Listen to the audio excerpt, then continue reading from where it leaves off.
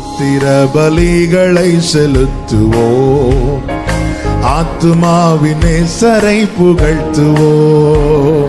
ஸ்தோத்திர பலிகளை செலுத்துவோம். புனிதமாய் புனிதமாய் கனிவுடன் கரம் உயர்த்தி கர்த்தரை உயர்த்துவோம். ஸ்தோத்திர பலிகளை செலுத்துவோம், ஆத்துமாவின் நேசரை புகழ்த்துவோம்.